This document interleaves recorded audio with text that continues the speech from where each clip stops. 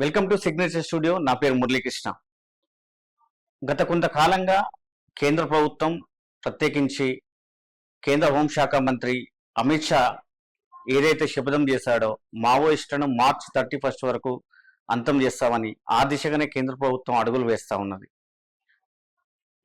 గత వారం రోజులుగా, మరీ ముఖ్యంగా ఈ 3-4 డేస్ నుంచి తెలుగు రాష్ట్రాలలో, ఛత్తీస్గఢ్, ఒడిశాలో వరుసగా ఎన్కౌంటర్లు జరుగుతున్నాయి. ఈ ఎన్కౌంటర్లో భాగంగా గత 2 రోజుల క్రితం మావోయిస్టులో కీలక పాత్ర పోషించినటువంటి హిడ్మా చనిపోవడం జరిగింది. ఈ నేపథ్యంలో మనతో పాటు పౌర హక్కుల నేత ప్రొఫెసర్ హరగోపాల్ సార్ మనతో పాటు ఉన్నారు. సార్ని అడిగి ప్రస్తుత పరిణామాల మీద, ఎన్కౌంటర్స్ మీద, కేంద్ర ప్రభుత్వ వైఖరి మీద, సమాజ స్పందన మీద అనేక విషయాలు మాట్లాడే ప్రయత్నం చేద్దాం. సార్ నమస్తే. బాగున్నారా సార్? హెల్త్ బాగుందా? ఓకే. మీరు చూస్తున్నారు గత కొంతకాలంగా కేంద్ర ప్రభుత్వం చెప్పినట్టుగానే బీజేపీ ప్రభుత్వం అమలు చేస్తూ ఉన్నది. రీసెంట్గా కీలక పాత్ర పోషిస్తున్నటువంటి అనేక యుద్ధాలలో, అంటే మావోయిస్టు జరుగుతున్నటువంటి యుద్ధంలో కీలక పాత్ర పోషించినటువంటి హిడ్మా కూడా చనిపోవడం జరిగింది. ఒక రకంగా మావోయిస్టు పార్టీకి వెన్నెముక అని చెప్పుకుంటూ ఉన్నారు. ఎలా చూస్తారు మీరు హిడ్మా యొక్క ఎన్కౌంటర్ని? అంటే మావోయిస్టు ఉద్యమము ప్రారంభమైనప్పుడు అది పరిణామం చెందుతున్న క్రమంలో సందర్భము మారుతూ వచ్చింది. మావోయిస్టు ఉద్యమం ప్రారంభమైనప్పుడు ఉన్నటువంటి రాజ్య వ్యవస్థ, అప్పుడున్నటువంటి పరిస్థితులు ఒక భిన్నమైన పరిస్థితులు 1960 చివరిలో లేదా 70లలో ప్రపంచవ్యాప్తంగా అలజడి, అసంతృప్తి జ్వాలలు, ఫ్రాన్స్లో విద్యార్థుల తిరుగుబాటు, అమెరికాలో విద్యార్థుల తిరుగుబాటు, ప్రపంచవ్యాప్తంగా మన దేశంలో కూడా ఒక అన్రెస్ట్, ఒక అసంతృప్తి 69లో చాలా పెద్ద, ఒక్క ఉద్యమే కాదు, మావోయిస్టు ఉద్యమంతో పాటు చాలా ఉద్యమాలు వచ్చాయి. ప్రాంతీయ ఉద్యమాలు వచ్చాయి, ఉప ప్రాంతీయ ఉద్యమాలు వచ్చాయి, జాతీయ ఉద్యమాలు వచ్చాయి, అటానమీ మూమెంట్స్ వచ్చాయి. కనుక సమాజంలోని ఒక అసంతృప్తి అది భిన్న రూపాల్లో వ్యక్తీకరణ చెందింది. అది ఒక పవర్ఫుల్ రూపంలో మావోయిస్టు అప్పుడు నక్సల్బరీలో వచ్చిన పోరాటం నుంచి ప్రారంభమై, అది ముఖ్యంగా తెలంగాణ ఈ ప్రాంతం నుంచి అది ట్రైబల్ ప్రాంతంలోకి వెళ్ళింది. అట్లా సుక్మా లేకపోతే మొత్తం ఛత్తీస్గఢ్ ఏదైతుందో అది ట్రైబల్ కాన్సన్ట్రేటెడ్. తర్వాత అక్కడ వీళ్ళు ఎన్నుకున్న పద్ధతి ఏదైతుందో ఆర్మడ్ స్ట్రగల్, దానికి అనుకూలమైనటువంటి పరిస్థితి అని వాళ్ళు బస్తరు, ఛత్తీస్గఢ్ను ఎన్నుకున్నారు. అక్కడ నుంచే వాళ్ళు చాలా వరకు పార్టీ ఆపరేట్ చేస్తారు. కానీ వాళ్ళ సందర్భం ఏంటంటే, ఒకటి గత 50 ఏళ్ళుగా రాజ్యము ఈ మావోయిస్టు ఉద్యమాన్ని మరీ టఫ్ టెరియన్లో కూడా ఎదుర్కోవడానికి సంసిద్ధం చేశారు. అంతకుముందు ఉండే పోలీస్ యంత్రాంగం కానీ, పారామిలిటరీ కానీ అంత దూరంగా, అంత లోతుగా వెళ్ళే పరిస్థితి లేదు. కానీ వాళ్ళు కూడా ఎంత దూరమైనా ఎక్కడైనా వెళ్ళేటువంటి ఒక సంసిద్ధత వాళ్ళు చేసుకున్నారు. రెండవది ఆయుధ సంపత్తి కూడా విపరీతంగా పెరిగింది. రిక్రూట్మెంట్ కూడా మిలిటరీ, పారామిలిటరీ వీళ్ళు అలాంటి ఫోర్స్ కూడా పెరిగింది. దానికి తోడుగా టెక్నాలజీ పెరిగి, సాంకేతిక పరిజ్ఞానం పెరగడం వలన సమాచార సేకరణ అనేది రాజ్యానికి చాలా సులభమైంది. అంటే ఒక కాలంలో వాళ్ళ మూమెంట్స్ గురించి తెలుసుకోవడము అంత సాధ్యమేది కాదు. కానీ వాళ్ళ ఇజ్రాయిలీ టెక్నాలజీ మనము తీసుకున్నాము కాబట్టి రాజ్యం దగ్గర ఒక ఆధునికమైనటువంటి టెక్నాలజీ ఉంది. మీరు ఇజ్రాయిలీ పోరాటము గాజాతో చూస్తే, ఎక్కడ కూర్చున్న నాయకుడైనా వాళ్ళ ఎంత దూరం నుంచి చంపగలిగిన టెక్నాలజీ వచ్చింది. మూమెంట్స్ ను కూడా లొకేట్ చేసేటువంటి టెక్నాలజీ వచ్చింది.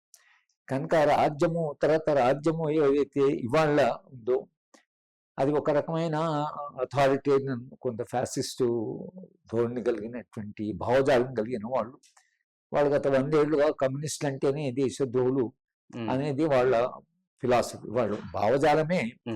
వాళ్ళు నిరంతరంగా వామపక్షం అంటేనే అది దేశానికి వ్యతిరేకమని బాగా నమ్మినటువంటి. ఓకే సార్, ఇప్పుడు మీరు అనుకున్నటువంటి బీజేపీ విధానాలు కానీ, సిద్ధాంతాలు కానీ, లేదా మావోయిస్ట్ పార్టీ సిద్ధాంతాలు కానీ, ఇవన్నీ చర్చ చేద్దాం.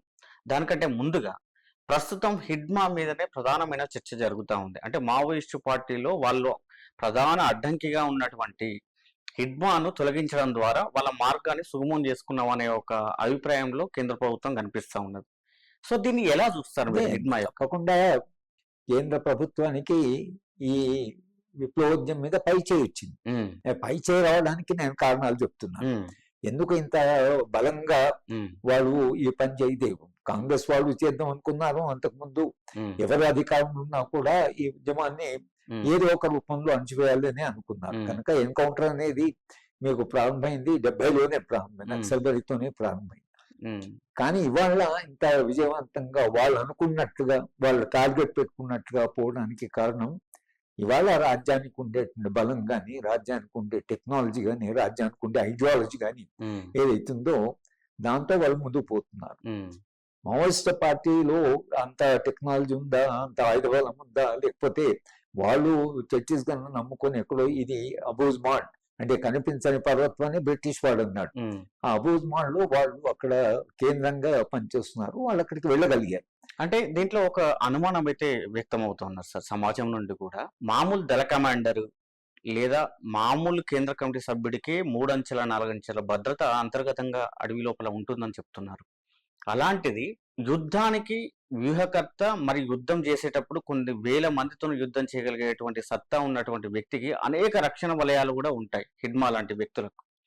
ఆ వలయాలన్నీ ఛేదించుకొని పోయి డైరెక్ట్ గా హిడ్మాను చంపగలిగే అంత ఎంత టెక్నాలజీ ఉన్నా, ఎంత వ్యూహాత్మకంగా ఉన్నా, ఎంత కేంద్ర ప్రభుత్వం దగ్గర బలగాలు ఉన్నప్పటికీ కూడా అంత ఈజీగా జరుగుతుంది అని, అంత జరిగిందని మీరు నిజంగా నమ్ముతున్నారు? అంటే పార్టీ సెక్రటరీనే పట్టగలిగారు. పార్టీ సెక్రటరీకి బసవరాజ్కి ఉండేటువంటి ఏదైతే ఆయనకు ఉండే రక్షణ బలగాలు ఏవైతున్నాయో చాలా పెద్ద ఎత్తున వాళ్ళకు ఉంటాయి. బసవరాజ్ చంపారు కదా పార్టీ సెక్రటరీని అప్పుడు అనేది మొదటిసారి. కనుక పార్టీ సెక్రటరీని చంపినప్పుడు హిడ్మా ఆర్మీని చూస్తున్నాడని ఆయనకు పెద్ద హిడ్మా విషయంలో ఇంత చర్చ జరగడానికి ప్రధాన కారణము ఇంతకాలంగా మావోయిస్టు పార్టీ నాయకత్వం అంతా అప్పర్ కాస్ట్ అవుట్ సైడర్స్ అనేటువంటి ఒక ఆరోపణ వాళ్ళ మీద ఉండేది. మమ్మల్ని గతంలో ఇంటర్వ్యూ చేసిన వాళ్ళు కూడా అంతా బయట వాళ్ళు, తెలుగు వాళ్ళు వెళ్ళి అక్కడ నాయకత్వం వహిస్తున్నారు, అంతా అప్పర్ కాస్ట్, అసలు వీళ్ళెవరు అక్కడ వెళ్ళి నాయకత్వం వహించడానికి అని ఒక ప్రశ్న చాలా కాలం ఉంది. కానీ ఇవాళ హిడ్మా అక్కడే పుట్టి అక్కడే పెరిగి ఆదివాసీ అంటే ఇప్పుడు ఆయనను బిర్సా ముండాతో వాళ్ళు కంపేర్ చేయడానికి, కొమరం భీంతో కంపేర్ చేయడానికి వాళ్ళు ట్రైబల్ నాయకులు, ఆదివాసీల నుంచి వాళ్ళు ఎదిగిన నాయకులు. కాబట్టి హిడ్మా విషయంలో వాళ్ళ ఎదిగి ఆయన తప్పకుండా ఆ ప్రాంతానికి బాగా తెలుసు, అక్కడ ప్రాంత ప్రజలతో ఆయనకు సన్నిహిత సంబంధాలు ఉంటాయి. తర్వాత మొత్తం ఏరియాలో ఆయన గౌరవించేటువంటి ఒక పరిస్థితి ఉంది. కాబట్టి ఇవాళ హిడ్మా ఒకటేమో వాళ్ళ సైన్యాన్ని నడుపుతున్నవాడు, రెండవదేమో ఆయన ఆదివాసి, మూడవది పెద్ద వ్యూహకర్త అనేటువంటి పేరు ఆయనకు ఒకటి వచ్చింది. ఆయనకుండే మీరు చెప్పినట్టుగా అంచెలంచెలుగా ఆయనకుండే రక్షణ ఉంటుంది. ఇవన్నీ ఛేదించడం అంటే ఇది కేంద్ర ప్రభుత్వము ఈ మొత్తం ఛేదించడం అనేది ఏదైతుందో దానికి తగిన హంగులు వాళ్ళు తయారు చేసుకున్నారు. సమాచారం అనేది ఏదైతుందో అది చాలా వేగంగా సేకరించగలుగుతున్నాడు. ఎక్కడ మనిషి ఎక్కడ మూవ్ అవుతున్నాడు, ఎక్కడ కదులుతున్నాడు అనేటువంటిది తెలుసుకునే ఒక టెక్నాలజీ వచ్చిన తర్వాత మీరు ఎక్కడున్నా ఎక్కడ ఏ ప్రాంతంలో ఉన్నా కూడా అది అతన్ని లొకేట్ చేసేటువంటి టెక్నాలజీ వచ్చి కాబట్టి ఇప్పుడు దాంట్లో మనం ఆశ్చర్యపోవాల్సింది లేదు. రెండోది ఏంటంటే అన్ని రంగాల నుంచి యుద్ధ వ్యూహంలో కేంద్ర ప్రభుత్వం చేసినటువంటి వ్యూహం ఏదైతుందో ఆ వ్యూహం ముందర వీళ్ళ వ్యూహం ఏదైతుందో అంతకాలంగా పాటిన వ్యూహం పనికిరాలి.